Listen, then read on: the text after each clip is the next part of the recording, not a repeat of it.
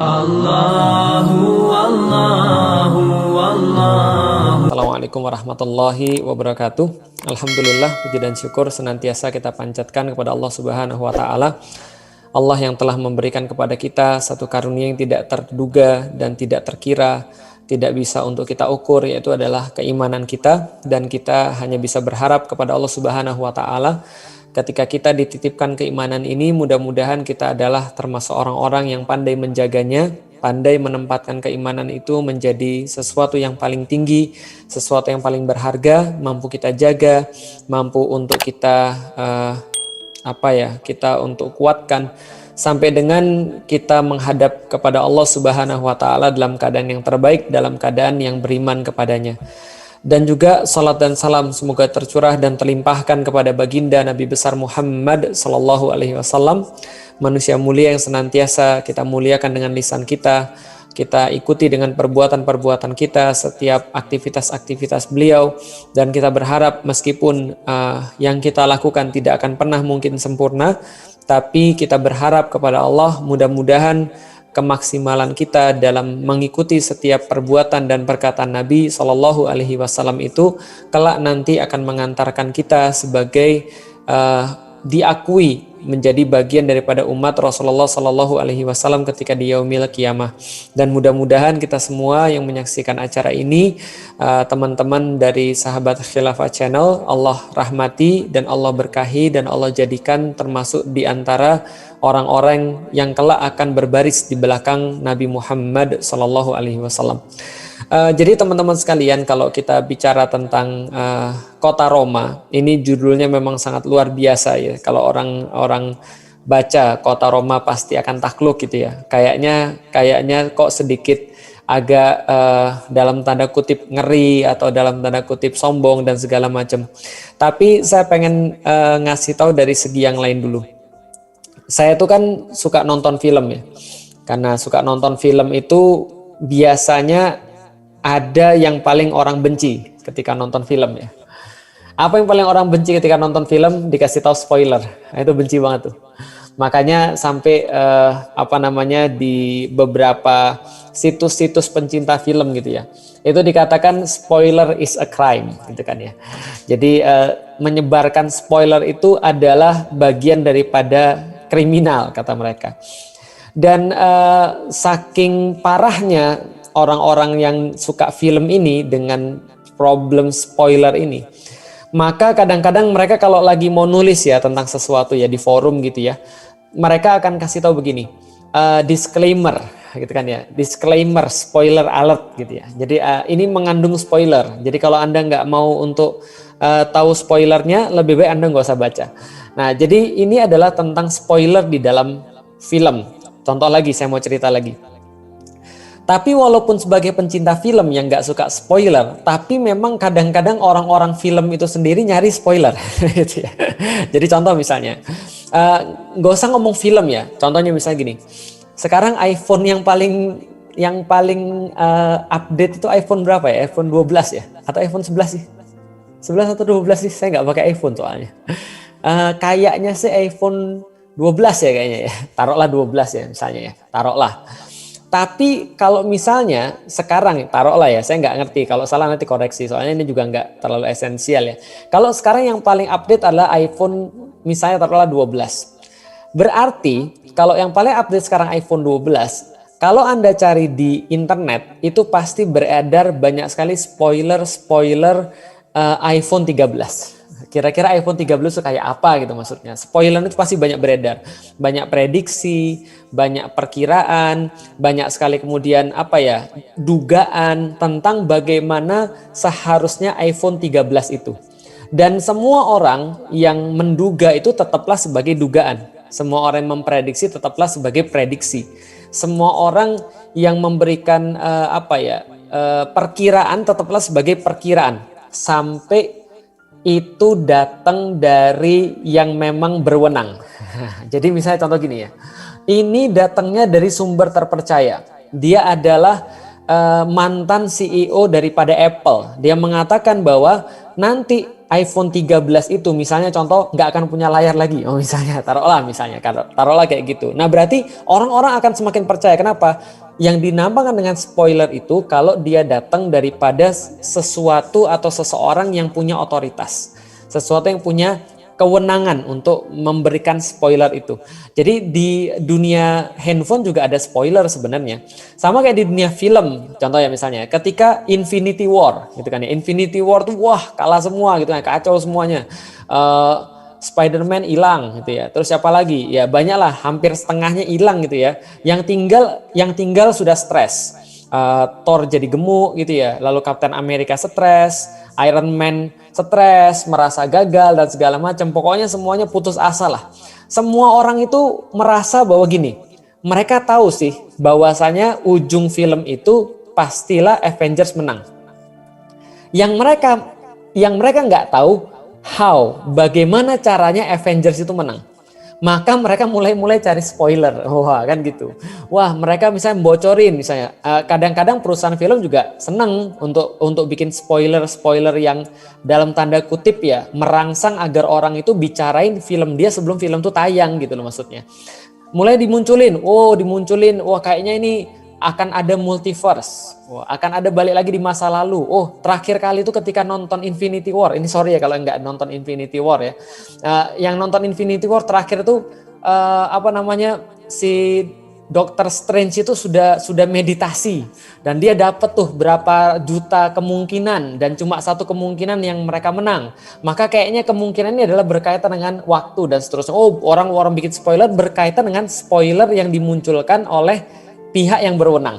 Nah, jadi kira-kira gitu ya. Jadi kalau kita bicara tentang film, maka di dunia film tuh ada sesuatu yang namanya spoiler. Dan yang namanya spoiler itu pasti datang dari yang berwenang.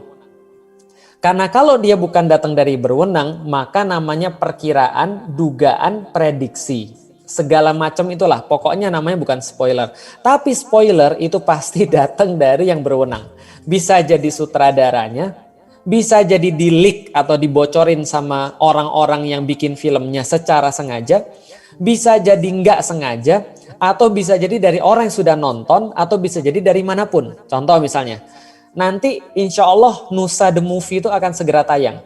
Ya. Nah kalau Anda nanya saya bisa ngasih spoiler, cuma saya nggak mau. Gitu kan ya.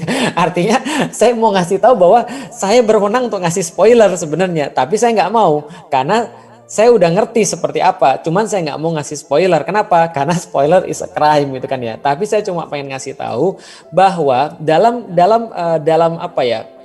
logika pembuka yang pengen saya kasih tahu, dalam satu cerita film itu ada namanya spoiler.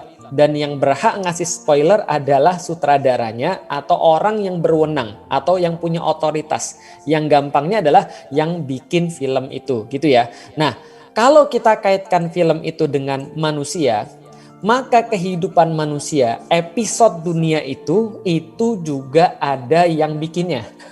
Itu juga ada yang punya. Itu juga ada yang punya otoritas. Dan kadang-kadang yang punya otoritas ini pengen ngasih tahu kepada kita spoiler yang kita pengen. Yang memang berguna bagi kita. Yang kadang-kadang kita cari terus. Dan memang manusia itu naluri untuk pengen taunya, naluri untuk curiosity-nya itu gede banget. Sehingga mereka pengen tahu apa yang kejadian di masa depan. Ibaratnya ya aku tahu sih ujung-ujungnya pasti Avengers menang, tapi caranya gimana? Kasih tau dikit aja, kayak kira-kira itulah. Maka Allah sebagai yang punya episode hidup manusia ini atau episode dunia ini ngasih juga spoiler. Jadi kira-kira gitulah. Ngasih juga spoiler kepada kita. Dan spoiler inilah yang dinamakan dengan dalam bahasa Arab bisyarah. Jadi kalau kita bicara tentang Islam, bedanya Islam dengan agama-agama yang lain adalah salah satunya Islam itu memberikan bisyarah, memberikan semacam kayak spoiler, semacam kayak kabar-kabar yang kayak dibocorin sama yang buat episode ini, sama yang punya otoritas ini, yaitu adalah Allah Subhanahu wa Ta'ala. Untuk biar manusia itu merasa happy, merasa semangat, merasa untuk lebih terinspirasi untuk melakukan sesuatu di masa depan. Karena manusia itu senantiasa dalam keadaan konstan perlu motivasi daripada sesuatu. Dan sesuatu yang menjadi motivasi terbesar seringkali adalah spoiler gitu kan ya. Apakah itu spoiler yang dia suka atau itu spoiler yang dia nggak suka. Nah artinya kalau spoiler yang dia nggak suka dia bisa prepare, dia bisa melakukan sebuah persiapan. Kalau spoiler yang dia suka itu menjadikan dorongan bagi dia untuk melakukan sesuatu. Ya contoh lagi lah gampangnya gini. Pernah kalau nggak pernah nonton Infinity War ya atau Endgame gitu ya nggak apa-apa lah. Tapi pastinya pernah nonton Doraemon kan ya. Nah Doraemon tuh juga sama, dia tuh suka ngasih spoiler gitu kan ya. Dia sebagai makhluk yang datang dari future, dari masa depan, dia tahu kejadiannya itu seperti apa. Dia tahu Nobita tuh akan kawin sama siapa, akan nikah sama siapa, dan dia jadikan spoiler ini sebagai penyemangatnya Nobita gitu maksudnya, supaya Nobita tuh kehidupan di depannya lebih bagus. Ya saya mungkin terlalu banyak menjelaskan tentang contoh ya, tapi yang pengen saya kasih tahu adalah Allah Subhanahu wa taala misalnya berfirman di dalam Al-Qur'an, wa ukhra lam taqdiru 'alaiha qad ahatallahu biha wa kanallahu ala kulli syai'in qadir. Bahwasanya Allah katakan tempat-tempat yang belum kalian ditakdirkan untuk kalian bebaskan, sementara itu sebenarnya kata Allah sudah Allah liputi semuanya. Allah sudah selesaikan episodenya. Jadi seluruh episode itu sudah ada di Allah. Wa ahatallahu biha wa kanallahu ala kulli syai'in qadir. Dan adalah Allah atas segala sesuatu, Allah itu sudah menakdirkan atau sudah menentukan. Jadi wa ukhra lam taqdiru 'alaiha, daerah-daerah mana saja yang belum dapat kalian kuasai, qad ahatallahu biha, dan Allah sudah memberikan kesemuanya episode itu bagi Anda walaupun belum bisa dikuasai. Wallahu ala kulli syai'in qadir, dan adalah Allah maha berkuasa atas segala sesuatu. Artinya gini, Allah pengen kasih tahu kalian itu pada masa itu baru menguasai beberapa tempat, dan ada tempat-tempat yang lain yang kalian belum mampu untuk kuasai atau kalian belum mampu untuk bebaskan. Dan adalah Allah, dia tuh sudah membuat episode itu tuntas.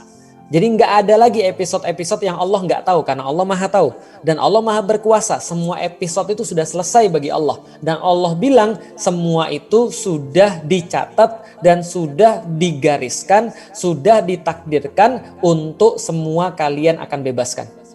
Makanya suatu waktu Rasulullah Shallallahu Alaihi Wasallam itu pernah berkata pada umatnya, pada para sahabatnya, sesungguhnya Allah itu melipatkan bumi kepadaku. Innallaha zawalil ardo. Sesungguhnya Allah itu melipatkan. Jadi melipatkan, bukan melipatkan, menggelarkan zawalil ardo. Wa ra'aitu masyariqaha wal magharibaha. Dan aku diperlihatkan kepadaku semua ujungnya, baik timur maupun baratnya. Lalu kemudian Rasul katakan, sesungguhnya umatku nanti akan menguasai apapun yang dibentangkan kepadaku itu. Maka itu adalah salah satu yang namanya spoiler. Salah satu yang namanya bocoran tadi yang diberikan oleh yang punya otoritas, yaitu adalah Allah kepada nabinya berkaitan dengan masa depan. Contoh bocoran-bocoran yang lain, orang-orang mukmin akan berada di surga, lalu kemudian mereka akan bersenang-senang di sana, mereka di sana akan menemui para bidadari, mereka di sana akan mendapatkan mimbar-mimbar daripada cahaya, dipan-dipan dari emas, lalu kemudian permadani yang tebal berwarna hijau, lalu kemudian pakaian-pakaian yang tebal juga, lalu ada gelas-gelas yang cantik di situ, ada minuman-minuman yang banyak, ada sungai-sungai, ada rumah daripada mutiara, ada rumah daripada kaca, dan seterusnya. Semua itu digambarkan oleh Allah seperti sebuah spoiler. Untuk apa? Membuat seorang yang beriman kepadanya yakin bahwa setiap yang dia lakukan eventually akan dapat payback, akan dapat sebuah hasil daripada itu semua. Sama Allah juga memberikan spoiler bagi orang-orang yang berbuat jahat, bahwasanya ada neraka disediakan pada mereka. Di situ ada nerakanya macam-macam. Ada satu neraka yang punya atap, tapi kemudian ada pintu keluarnya, tapi pintu keluarnya itu dihalangin dengan sebuah tiang itu daripada api neraka yang khusus gitu ya. Lalu kemudian dibakar mereka di situ, mereka ngelihat pintu keluarnya, mereka mau keluar, mereka manjat, tapi mereka nggak bisa karena mereka diikat di tiang itu. Mereka di situ ada yang disediakan nanah di satu tempat, disediakan zakum di tempat yang lain. Mereka bertawaf di situ kemudian untuk minum zakum dan nanah yang mendidih dan seterusnya. Di situ mereka mendapatkan siksaan, ada yang dingin, ada yang panas dan seterusnya. Allah gambarkan itu juga pada orang-orang yang berbuat zolim. Karena Allah katakan, kalau kalian gak menghitung amal-amal Anda di dunia, maka begitulah Allah akan memberikan setiap amal-amal Anda di dunia itu yang tidak Anda hitung, Allah hitung dengan berlipat-lipat nanti di akhirat. Ini semua adalah spoiler juga. Nah, semua ini kalau spoilernya yang bagus namanya adalah basyiro. Kalau spoilernya jelek namanya nadhiro. Makanya di dalam Al-Quran berkali-kali kita temukan misalnya tidaklah Nabi Muhammad itu diutus oleh Allah Subhanahu wa Ta'ala kecuali memberikan spoiler yang baik dan spoiler yang gak baik. Jadi spoiler bagi orang-orang yang baik namanya basyiro, spoiler bagi orang-orang yang buruk namanya naziro. Basyiro wan naziro. Itu dua tugas daripada Nabi SAW dan semua nabi-nabi yang pernah berlalu sebelumnya. Nah, kalau saya sudah jelasin tentang spoiler ini, berarti Anda tahu. Kalau spoiler itu datang daripada orang-orang yang gak punya otoritas, Anda bisa anggap itu adalah sesuatu yang sia-sia. Anda bisa untuk mengabaikan itu. Anda bisa nganggap, alah apa sih gitu kan ya. Anda bisa kayak gitu. Tapi kalau spoiler itu datang daripada yang punya otoritas, harus kita hati-hati minimal terhadap spoiler itu. Bukan hati-hati lagi, tapi kita benar-benar harus benar-benar mempertimbangkan tentang spoiler itu karena kita pasti akan ngelihat itu cepat atau lambat. Dan ini yang menjadi satu formula di dalam Islam yang menjadi bahkan menjadi kayak formula inti di dalam Islam. Jadi kalau kita bahas tentang akidah Islam ya semuanya tentang itu. Meyakini setiap apapun yang datang daripada Allah dan Rasul. Itu adalah akidah, itu adalah keimanan. Bahwasanya ketika Allah bilang datang daripada saya Al-Quran, kita yakin. Datang daripada saya Injil, kita beriman. Datang daripada saya Taurat, kita beriman. Datang daripada saya namanya Muhammad, kita beriman. Datang daripada saya namanya Isa, kita beriman. Apapun yang datang daripada Allah dan Rasul, termasuk berita-berita atau khobar-khobar itu yang menjadikan iman atau tidak iman. Atau bahkan itu yang nanti menentukan kita itu punya nilai atau tidak di hadapan Allah Subhanahu wa Ta'ala. Jadi nasib kita nanti itu ditentukan daripada kita itu meyakini atau tidak setiap spoiler dalam tanda kutip. Atau meyakini atau tidak setiap kabar yang datang daripada Allah dan Rasulnya. Contoh, berapa kali di dalam hadis kita menemukan kata-kata man kana yu'minu billahi wal yaumil akhir. Siapa yang beriman pada Allah dan yaumil akhir dan adanya hari kebangkitan. Allah bilang lagi, Rasul bilang lagi, mangkana yu'minu billahi wal yaumil akhir. Lagi, pokoknya siapa yang beriman pada Allah dan hari pembalasan hari akhir, maka harusnya mereka baik sama tetangga. Maka mereka harusnya berkata yang baik atau diam dan seterusnya. Kenapa? Karena keyakinan terhadap spoiler ini penting. Kalau keyakinan terhadap spoiler ini menjadi sesuatu yang dia tidak perhatikan, maka itulah yang disebut dengan orang kafir. Jadi yang disebut dengan orang kafir itu siapa? Mereka yang ketika sudah dikasih berita, mereka yang sudah dikasih kabar, basyiro wan naziro, kemudian mereka wala mustakbiron. Mereka merasa bahwa mereka itu lebih pintar, mereka merasa bahwa mereka itu lebih besar, lebih keren, lebih jago, lebih tahu, dan mereka kemudian mengabaikan semua itu. Maka itu yang disebut dengan kafir, orang yang ingkar. Maksudnya apa? Ketika sudah dikasih berita, mereka nggak mau, mereka menolak. Contoh lagi misalnya, nih. Anda lagi kejebak jalan tol. Anda lagi kejebak jalan tol. Anda lagi jalan naik mobil lewat jalan tol. Lewat jalan tol yang panjang, taruhlah Cipali ya. Cipali itu kan panjangnya minta ampun tuh. Nah, jadi kalau misalnya Anda naik di mobil di Cipali, Anda lagi ada di kilometer 75 taruhlah. Jadi Anda sudah masuk tol Cikampek itu di kilometer 75. Lalu kemudian di radio atau ya sekarang mungkin nggak keren lagi ya. Oke lah. Dari akunnya TMC Polda Metro Jaya, bukan TMC Polda Metro Jaya, akunnya inilah polisi lah taruhlah ya. Akunnya polisi mengatakan ada kecelakaan parah di kilometer 105 taruhlah. Misalnya ada kecelakaan parah di kilometer 105. Siapa yang belum nyampe kilometer 105 segera keluar daripada kejebak di jalan tol, nanti Anda nggak bisa keluar sama sekali. Lalu kemudian Anda di kilometer 75, Anda berkata, iya sih, ini beritanya dari sumber yang benar. Spoilernya dari sumber yang benar, gampangnya gitu. Tapi sekarang biasa aja tuh, nggak ada macet. Kayaknya nih bohong, gua nggak ngeliat tuh ada macet. Kayaknya ngibul nih, ini salah tanggal kali nih. Diulangi lagi, baca lagi. Oh benar, tanggalnya hari ini, kejadiannya barusan. Dan kalau saya lanjut, katanya akun ini yang terpercaya ini, akun polisi yang terpercaya ini, kalau saya lanjut nanti saya pasti akan kena macet, maka saya harus keluar. Maka dia bilang kemudian, ya udahlah kalau gitu aku keluar. Nah berarti dia termasuk orang yang meyakini spoiler dari otoritas yang benar. Tapi kalau dia bilang, kayaknya enggak, gue lihat kok biasa-biasa aja, nggak ada apa-apa nih, baik-baik aja, nggak ada macet, ini parah nih, salah nih kayaknya nih. Dia jalan, ketika dia udah jalan, sampailah dia di kilometer misalnya 95, 10 kilo sebelum kecelakaan. Benar, ternyata mampet. Dia bilang apa? Nyesel gue nggak ngikuti peringatan tadi. Paham nggak sih maksudnya? Karena itulah disebut dengan peringatan. Kenapa peringatan? Karena belum kejadian. Kalau udah kejadian namanya bukan peringatan, Pak. Kadang-kadang ada orang-orang yang bilang, mana tunjukin gua dulu dong. No picture hoax, no video hoax. Ngomong tentang apa? Surga. Oh, tunjukin dulu gue teasernya kira-kira. Ada nggak foto? Nah, minimal foto lah. Foto kalau nggak video. Kayak apa kira-kira surga itu? Kalau ada gue percaya. Kalau nggak ada hoax.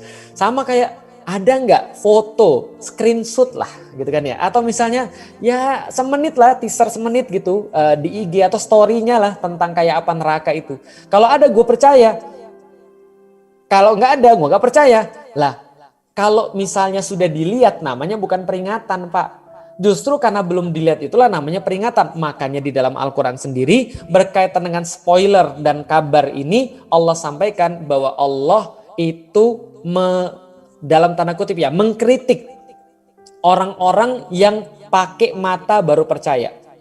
Mengkritik orang-orang yang kalau dia tuh mau percaya harus dengan ngelihat. Misal, alhaakumut takasur hatta zurtumul maqabir kalla saufa ta'lamun summa kalla saufa ta'lamun kalla law ta'lamuna ilmal yakin la tarawunnal jahim summa la tarawunnaha ainal yakin summa latus'alunna yauma idzin anin naim. Allah katakan bahwa orang itu ketika dikabarkan tentang neraka, jangan kalian bermegah-megahan. Mereka bilang, kenapa sih nggak boleh? Kapan mereka merasa menyesal? Ketika mereka sudah ainul yakin. Ainal yakin, mereka sudah ngelihat dengan mata mereka. Mereka baru bilang, oh iya ada ya neraka ya. Pas sudah mereka melihat itu, mereka baru nyesel. Di dalam surat An-Naba juga sama. Yauma yanzurul mar'u ma qaddamat yadahu wa yaqulul kafiru ya laitani kuntu turaba. Ketika mereka itu sudah melihat neraka itu di depan mereka, mereka bilang, kayaknya lebih baik gue jadi tanah aja deh. Kenapa? Karena mereka baru nyesel. Mereka baru yakin pas ngeliat. Mereka nggak mau yakin ketika dikabarkan. Spoilernya itu maksudnya. Nah itu yang membuat orang merasa menyesal. Ketika di dalam surat misalnya Al-Mulk dikatakan, walau kunna nasma'u au naqilu ma kunna fi ashabis sa'ir. Dulu kalaulah ketika kami dengar itu dan ketika kami dengar atau kami mikirin itu semuanya, kami kayaknya nggak akan masuk neraka jahanam.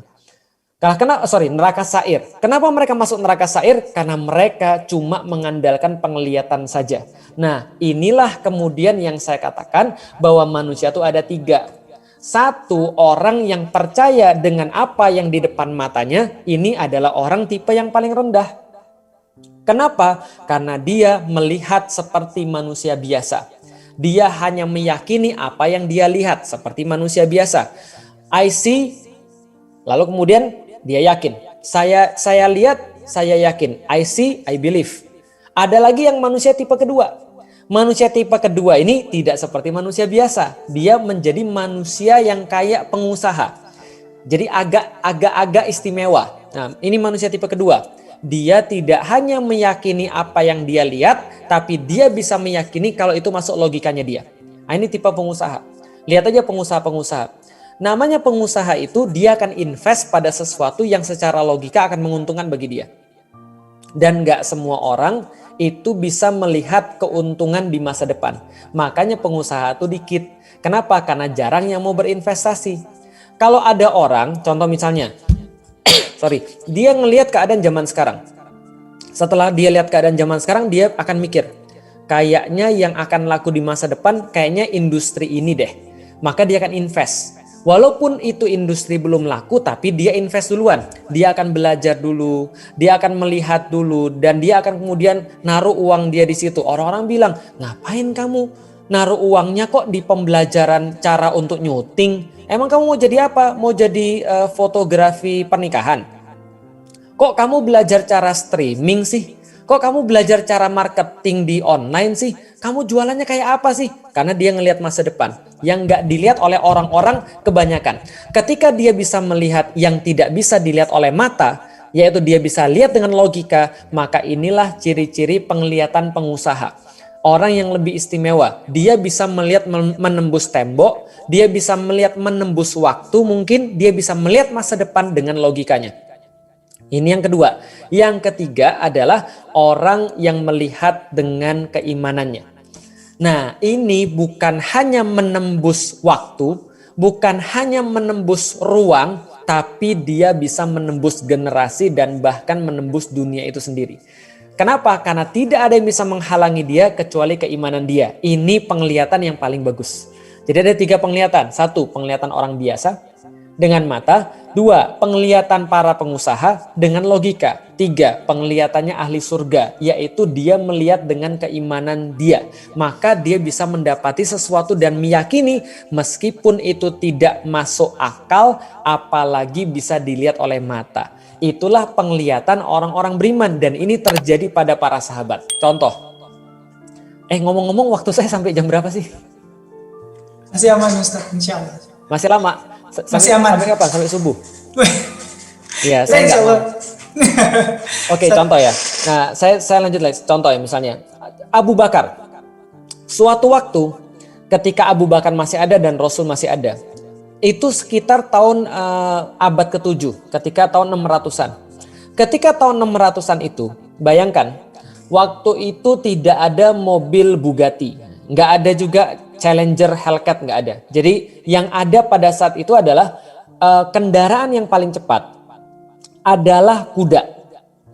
Yang kuda itu bisa jalan paling cepat 120 km per hari. Itu pun nggak banyak kuda yang bisa kayak gitu. Dan itu pun kudanya nggak istirahat. Kalau dipaksa terus ya mati gitu ya. Itu adalah kuda. Dan pada saat itu belum ada pesawat, belum ada mobil, belum ada kereta api, belum ada. Dan saat itu pada tahun 600-an itu tiba-tiba ada seorang laki-laki bangun di pagi hari, kemudian dia bilang pada orang-orang di sekitarnya. Perhatikan apa yang dia bilang. Ini spoilernya. Dia bilang gini, saya semalam barusan itu ketemu dengan malaikat Jibril, yang berarti adalah malaikat yang paling tinggi di antara malaikat-malaikat. Dia buka dada saya, dia keluarkan jantung saya, kemudian jantung saya ini dicuci dengan air zam-zam, kemudian dimasukkan lagi ke dalam diri saya, ditutup seolah-olah tidak ada luka apapun, kemudian saya dituntun untuk mendapati sebuah binatang, seekor binatang, yang binatang ini lebih besar daripada keledai, lebih kecil daripada kuda, dan dia punya sayap. Bagus banget. Dan ketika saya naikin binatang ini, kemudian dia mengepakkan sayapnya, kemudian saya bisa melihat Masjidil Aqsa. Padahal saya awalnya tadinya berada di Masjidil Haram. Kemudian setelah itu, saya ketika melihat Masjidil Aqsa, saya kemudian diantar menuju ke Sidratul Muntaha, berjumpa dengan Allah pencipta semesta alam, lalu kemudian kembali lagi ke Masjidil Haram dalam waktu 1 malam. Itu yakin kalau kita di zaman itu, mungkin kita termasuk yang bilang, ngibul, ngayal, stres kamu. Kenapa? Oke, kita yang zaman sekarang aja ya. Kalau kita dapat berita kayak gitu, kita langsung bilang, sebentar. Jelas pakai mata nggak mungkin, karena saya nggak ngelihat. Oke, sekarang kita pakai logika. Jadi pandangan yang pertama lewat. Pandangan yang kedua sekarang, pandangan para pengusaha. Dia langsung buka handphone, lalu kemudian dia buka Google Maps, lalu dia ukur Masjidil Haram ke Masjidil Aqsa. Dapatlah di situ 1233 km. Bolak-balik kan PP kan ya, kan Masjidil Haram ilal Masjidil Aqsa. Lalu balik lagi Masjidil Haram, PP berarti 2466 km. Oke, kuda yang paling cepat 120 km. Berarti bagilah 2400 bagi dengan bagi 120. Berarti sekitar 240 bagi 12. Berarti sekitar 240 bagi 12 ya sekitar 20 hari. 20 hari non-stop pakai kuda. 20 hari non-stop kudanya nggak berhenti-berhenti dan dia juga nggak berhenti-berhenti untuk makan. Mustahil, Pak. Kalau kamu bilang semalam mustahil. Kalau kamu bilang sebulan, kami masih percaya. Tapi kalau 1 hari mustahil, 1 malam mustahil. Kamu gila, fix kamu gila. No debat, fix. Lantas kemudian ini dibawa kemana-mana cerita Rasulullah ini. Cerita Rasul disebar kemana-mana. Wah, Muhammad ngibul, Muhammad bohong, Muhammad stres. Masa dia bilang kayak gini? Dan banyak orang-orang yang tadinya beriman kepada Rasulullah Shallallahu Alaihi Wasallam begitu menerima berita Isra Mi'raj mereka menjadi goyang. Mereka menjadi berpikir juga, ya jangan-jangan benar kata orang-orang bahwa Nabi Muhammad ini adalah orang yang gila. Lalu berita ini disebarkan kemana-mana, setelah disebarkan kemana-mana kemudian nyampe lah pas waktu itu Abu Bakar barusan balik daripada luar kota. Ketika balik dari luar kota kemudian dikatakan pada Abu Bakar, Abu Bakar kebetulan kamu datang. Kamu ini kan orang yang pertama beriman pada Muhammad, pertama-tama. Coba dengar, inilah kata Muhammad. Dikatakan kata Rasulullah seperti ini. Maka diceritakan dan diharapkan Abu Bakar menjadi murtad setelah itu. Maka Abu Bakar mengajarkan pada kita tentang penglihatan tipe 3 yang sangat luar biasa. Abu Bakar bilang sama orang yang nyeritain itu, cuma gitu doang ceritanya. Emang ada yang lebih tinggi lagi gak ceritanya? Gak ada. Cuma gitu doang kata Abu Bakar. Lalu kemudian orang yang nyeritain bingung. Lah emang kurang dahsyat apa itu gilanya? Lalu kemudian Abu Bakar bilang, saya kasih tahu. Kalaupun ada sesuatu yang lebih besar daripada perkara yang engkau katakan, tapi itu dipastikan berasal daripada lisannya Muhammad, maka saya tetap akan meyakini dia. Kenapa? Karena yang ngomong Muhammad. Karena yang ngomong adalah Nabi. Karena yang ngomong adalah Rasul. Yang ngomong itu yang punya otoritas. Maka itu seolah-olah mengajarkan kepada kita, seolah-olah Abu Bakar pengen bilang gini pada seluruh orang muslim yang menjadi keyakinan kita sampai dengan sekarang. Bahwa soalan ilmu, betul. Kalau dalam soalan ilmu, lihat lihat apa yang disampaikan. Ungzur maqala, kalau kata orang-orang Arab. Lihat apa yang disampaikan kalau soal kebenaran. Wala tangzur man qala, jangan engkau melihat siapa yang mengatakan. Jangan lihat siapa yang mengatakan, lihat apa yang dikatakan oleh dia. Tapi kalau dalam urusan keimanan tidak. Kalau dalam urusan keimanan ungzur man qala, lihat siapa yang ngomong. Wala tangzur makila, dan jangan lihat apa yang dibicarakan oleh dia, tapi lihat siapa yang berbicara. Kenapa? Asal otoritasnya betul. Kan kita udah cerita panjang lebar tadi. Kalau spoiler itu datang dari otoritas yang betul, maka itu namanya spoiler. Maka itu namanya sesuatu yang pasti akan terjadi. Karena datangnya daripada otoritas yang benar. Maka kalau itu datang daripada Rasul, maka pasti benar. Kalau dalam keimanan ya. Kalau dalam ilmu, jangan lihat siapa yang ngomong. Kalau dalam ilmu, lihat apa yang diomongkan. Kalau yang diomongkan benar, maka yang ngomong pun orang yang bukan muslim kita terima. Yang ngomong anak kecil kita terima. Yang ngomong itu adalah mu'alaf, kita terima. Yang ngomong adalah bangkotan, kita terima. Asal yang disampaikan benar. Tapi kalau dalam urusan keimanan, kebalik. Jangan lihat apa yang dibicarakan, tapi siapa yang ngomong. Maka Abu Bakar mengajarkan pada kita, Anda boleh percaya dengan spoiler kalau itu otoritasnya benar. Maka kemudian dari situlah para sahabat itu sangat menyenangi dengan bisyarah. Karena kenapa? Bagi mereka bisyarah adalah sesuatu yang pasti terjadi. Sesuatu yang tidak ada keraguan pasti terjadi. Karena itulah ketika perang Khandaq. Ketika situasi dalam keadaan susah-susahnya, dalam keadaan letih-letihnya, dalam keadaan capek-capeknya, bahkan para bahkan para periwayat sirah ya, periwayat sejarah itu mengatakan bahwa termasuk perang yang paling susah adalah perang Khandaq. Kenapa? Karena pada hari itu bahkan kaum muslimin tidak bisa untuk pergi ke WC. tidak bisa untuk melaksanakan buang hajat. Kenapa? Karena karena ketatnya peristiwa di masa itu. 6 hari lagi akan datang orang-orang kafir Quraisy dengan 10.000 pasukan mereka. Sementara kaum muslimin hanya punya 3.000 pasukan, itu pun dengan persiapan yang seadanya. Mereka harus gali parit 8 km, dalamnya 3 meter, lebarnya 5 meter, dan harus diselesaikan dalam waktu 6 hari kurang. Dan mereka makannya cuma kurma yang diemut satu sama lain atau tangan yang dicelupkan dalam air, lalu kemudian dikasih gandum untuk dijilati. Itu selama seharian jatah mereka.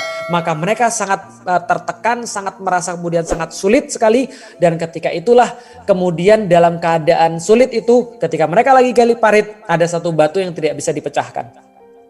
Ketika satu batu itu tidak bisa dipecahkan, maka kemudian Rasulullah datang dengan lembingnya, kemudian mengatakan mana batunya, kemudian Rasulullah ludahi batunya, setelah diludahi dipukullah batunya. Maka bersama dengan pukulan pertama itu, maka para sahabat melihat percikan.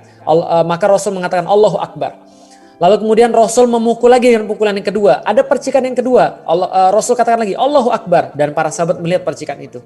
Lalu kemudian dengan percikan yang ketiga, pukulan yang ketiga, Rasul mengucapkan Allahu Akbar. Terbelahlah, hancurlah kemudian batu itu. Dan para sahabat kemudian menanyakan pada Rasulullah, ya Rasulullah, apa kilatan-kilatan yang kami lihat itu?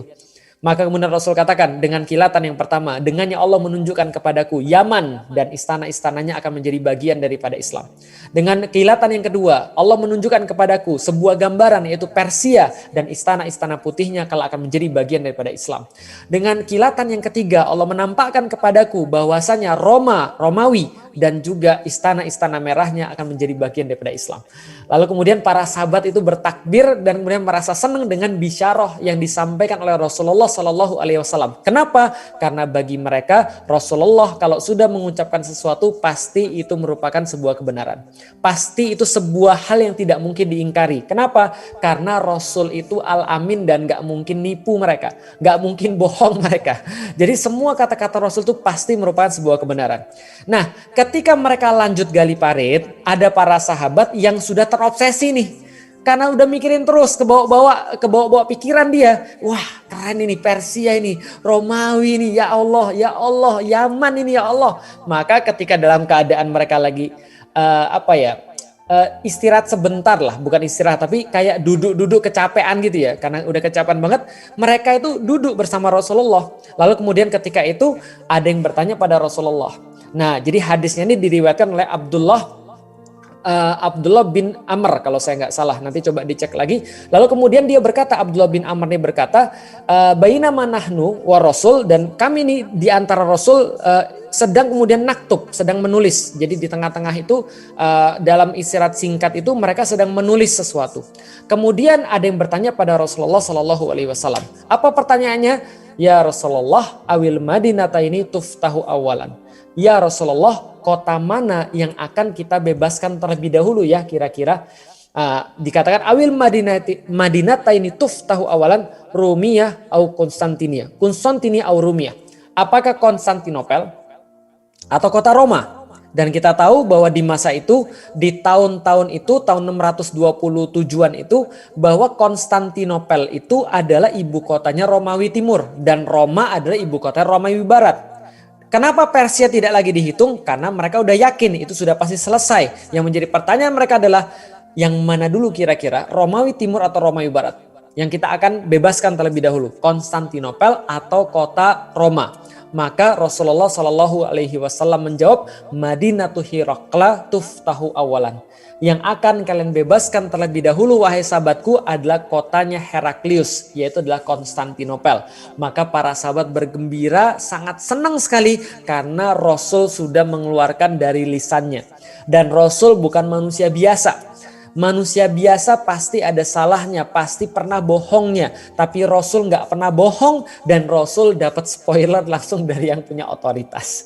Maka para sahabat senang banget dan akhirnya kisah kita fast forward, semua ini kejadian setelah 825 tahun lamanya. Setelah ini diucapkan oleh Rasulullah Sallallahu Alaihi Wasallam, maka orang-orang kemudian melihat Konstantinopel itu bebas di tangan seorang pemuda bernama Muhammad Al-Fatih, usianya 21 tahun, dan ketika dia masuk ke dalam kota, dia mengucapkan alhamdulillah, semoga Allah merahmati para syuhada, memberikan kemuliaan pada mujahidin, serta kebanggaan dan syukur buat rakyatku. Setelah sebelumnya dia memotivasi pasukan dengan berkata, kalau kita menang berarti kita sudah membuktikan sabda Rasulullah SAW di depan mata kita. Artinya adalah seolah-olah dia pengen bilang pada seluruh dunia ketika dia membebaskan Konstantinopel, ketika seluruh dunia menganggap Rasulullah gila, mengatakan Konstantinopel bakal dibebaskan kaum muslimin. Ketika seluruh dunia tidak percaya bahwa Rasulullah berkata bahwa Konstantinopel akan bebas ke tangan kaum muslimin, maka seolah-olah dia berkata, nih lihat Rasul gue gak pernah bohong. Lihat nih, Muhammad itu tetap benar perkataannya walaupun harus menunggu 825 tahun. Tapi terbukti Konstantinopel bebas dibuka ke tangan kaum muslimin dan sekarang kemudian kita kenal dengan nama Istanbul. Ini kemudian yang menjadi kebenarannya. Maka bagi saya ketika saya sedang menyampaikan materi tentang pembebasan Konstantinopel dan seterusnya, saya sering nanya gini, pertanyaannya kapan Muhammad Al-Fatih membebaskan Konstantinopel? Itu para peserta jawab semua, 29 Mei 1453. Saya bilang salah. Kenapa salah? Karena sebenarnya Konstantinopel bukan bebas ketika itu. Tapi Konstantinopel itu sudah bebas atau sudah dibebaskan oleh kaum muslimin semenjak keluar dari lisan Rasulullah SAW. Kenapa? Karena itu spoilernya. Itu udah selesai bagi kaum muslimin. Jadi ibarat gini, ibarat orang nonton Infinity War dan ketika mereka sudah selesai nonton Infinity War, mereka nonton Endgame, mereka sudah tahu pasti menang itu. Cuma yang mereka nggak tahu caranya. Sama ketika Rasul udah mengatakan pasti akan dibebaskan Konstantinopel, berarti pasti, yang belum tinggal caranya. Nah, caranya itu 820 tahun. 825 tahun. Jadi artinya pembebasan itu sudah terjadi ketika Rasulullah mengucapkan itu, sementara yang kita lihat pada tahun 1453 itu atau yang kita dapat ceritanya itu cuma bonus. Cuma bonus aja. Artinya kita mau lihat, kita mau nggak lihat ya tetap sudah takluk. Abu Ayyub Al-Ansori walaupun dia belum ngelihat ya tapi dia sudah meyakini. Gitu loh maksudnya. Walaupun misalnya Muawiyah belum lihat, dia sudah meyakini. Osman Ghazi belum lihat, dia sudah meyakini. Kenapa? Karena bagi mereka Rasulullah tidak pernah bohong. Artinya kalau Rasul tidak pernah bohong, maka setiap yang disampaikan oleh Rasulullah SAW itu pasti akan kejadian. Mau suka Anda nggak mau suka atau nggak mau suka, Anda suka atau tidak suka maksudnya. Atau Anda mau ngomong apapun ya gimana, itu sudah ada hadisnya gitu maksudnya. Kita nggak bisa apa-apa. Jadi kalau Anda mau batalin itu ya batalin aja hadisnya. Jadi ketika ada orang berkata, oh nggak bisa, ini sudah zaman modern, ya jangan bilang sama saya nggak ada urusannya. Yang ngomong kan bukan saya gitu maksudnya. Yang ngomong tuh Rasulullah. Lo tahu dari mana? Kan ada hadisnya. Tentang pembebasan kota Roma gitu kan ya, bahwa ditanya yang mana duluan ya Rasulullah, Konstantinopel atau Roma, maka Rasul katakan yang duluan Konstantinopel, berarti yang belakangan itu Roma. Nah Anda mau percaya nggak percaya itu bukan urusan saya. Kenapa? Karena saya cuma meyakini ucapan Rasul saya dan itu sudah selesai diomongkan, berarti jangan protes ke saya maksudnya. Nah artinya itu juga berlaku bagi hal-hal yang lain, termasuk hadis-hadis tentang kembalinya kejayaan Islam dalam bentuk misalnya tentang khilafah Islam misalnya. Ya kalau ada orang mau protes ya jangan tanya saya. Itu kan sudah ada di dalam Musnad Ahmad. Sudah jelas sekali summa takunu khilafatan ala minhajin nubuwah, akan kembali lagi khilafah atas manhaj kenabian. Nah, mengenai bagaimana bentuknya, mengenai bagaimana caranya, bagaimana kemudian khilafah itu nanti akan memimpin, siapa orang yang akan menegakkannya, siapa pemimpinnya. Ah, itu kita bicarakan boleh. Sebagaimana Muhammad Al-Fatih dan orang-orang sebelumnya 825 tahun itu mikir gimana caranya untuk membebaskan Konstantinopel. Oh kayaknya pakai senjata ini deh. Oh enggak, kayaknya pakai senjata ini. Oh enggak, kayaknya orangnya ini. Oh ternyata bukan orangnya ini. Ternyata orangnya itu. Terserah. Itu bisa kita buka jalur diskusinya. Tapi kalau misalnya pembebasan Konstantinopel itu bukan lagi didiskusikan. Itu diyakini. Tentang surga, tentang neraka itu diyakini, bukan lagi didiskusikan. Ada nggak surga dan neraka? Itu bukan diskusi. Tapi yang menjadi diskusi adalah gimana caranya nggak masuk neraka, gimana caranya masuk surga. Gimana caranya nanti Roma itu bisa bebas. Bagaimana caranya melatih orang-orang untuk berdakwah kepada orang-orang Roma. Oh berarti harus ada yang paham bahasa Latin. Atau kalau nggak mereka aja kita ajarin bahasa Indonesia. Gitu kan ya. Ya terserah. terserah Anda gimana caranya. Tapi hadis tentang Roma itu sudah ada. Hadis tentang khilafah itu sudah ada. Gitu kan ya. Tentang bangkitnya kembali Islam itu sudah ada. It's already been spoken. Itu sudah lewat, dan ketika itu sudah diucapkan itu nggak bisa diucapkan balik lagi, nggak bisa ditarik balik lagi. Jadi kalau Anda mau protes ya hapus saja Musnad Ahmadnya, gitu kan. Kalau Anda misalnya mau protes ya ngomong sama Rasulullah aja, gitu kan ya. Jadi ya karena kita nggak bisa untuk kemudian mengatakan bahwa itu hadis nggak ada. Oh tapi itu pemahaman yang salah, kita bisa diskusi tentang itu. Nah itu baru termasuk ranah-ranah diskusi. Tapi bahwasannya Rasulullah katakan bahwa summa takunu khilafatan alamin hajin nubuwah, ini bukan termasuk ranah diskusi lagi. Hadis itu ada, gitu maksudnya. Tapi pemahamannya seperti apa? Nah yuk kita diskusiin bareng-bareng. Seperti apa orang-orang yang kelak nanti akan membangkitkan Islam? Yuk kita diskusiin bareng-bareng. Seperti apa kelompoknya yang akan membangkitkan Islam? Yuk kita diskusi bareng-bareng. Apa yang boleh dan apa yang nggak boleh kita lakukan? Yuk kita diskusi bareng-bareng. Nah itu tentang hadis Rasulullah Shallallahu Alaihi Wasallam. Yang terakhir saya pengen ngasih tahu gini. Ketika Rasul mengatakan bahwa Konstantinopel itu akan bebas, maka ketika Rasul mengatakan itu ada dua kelompok. Satu, orang-orang yang beriman. Dua, Yahudi yang terpaksa ikut. Jadi ada Yahudi yang terpaksa ikut di dalam proses penggalian parit. Dan di situ juga ada orang-orang yang beriman. Ketika disampaikan bahwa Konstantinopel akan bebas, orang Yahudi tertawa terbahak-bahak. Gila Muhammad, stres Muhammad. Pantas aja muslimnya gila, bosnya juga gila. Gimana sih? Gak punya otak apa? Dan seterusnya. Mereka mencerca Nabi Muhammad. Mereka memaki Nabi Muhammad. Mereka kemudian menertawakan apa yang disampaikan oleh Rasulullah Sallallahu Alaihi Wasallam. Mereka membuat penghalang di antara orang-orang supaya meyakini Nabi Muhammad Sallallahu Alaihi Wasallam. Tapi kaum muslimin meyakini, percaya, mewariskan dari generasi kepada generasi yang lain. Hari ini bapak mungkin gak bisa, tapi bapak yakin somehow pasti ada yang bisa. Mungkin kamu juga gak bisa, tapi somehow kamu akan mendidik anak yang bisa. Kalau anakmu juga nggak bisa, cucunya bapak juga nggak bisa. Nanti somehow ada satu titik di mana Allah akan memuliakan generasi itu dengan lebih daripada generasi yang sekarang. Mungkin bukan pundak bapak, nak, tapi mungkin pundakmu. Mungkin bukan pundakmu, nak, tapi pundak cucumu, nak, yang nanti akan memegang beban yang mulia ini, nak. Nanti pasti akan ada, karena Rasul nggak mungkin bohong. Lihat tuh Muhammad Al-Fatih, itu buktinya. Lihat tuh Salahuddin Al-Ayyubi, itu buktinya. Lihat itu kemudian kisah Ammar bin Yasir dan ibunya Sumayyah, itu buktinya. Lihat tuh kemudian kisah-kisah apapun yang terjadi ketika para sahabat berjihad fisabilillah, itu buktinya. Baca dalam Al-Quran surat Yasin, itu buktinya, nak. Masa kurang, nak? Sebegitu banyak yang sudah disampaikan oleh Allah tentang spoiler yang bakal kamu dapat. Artinya adalah apa?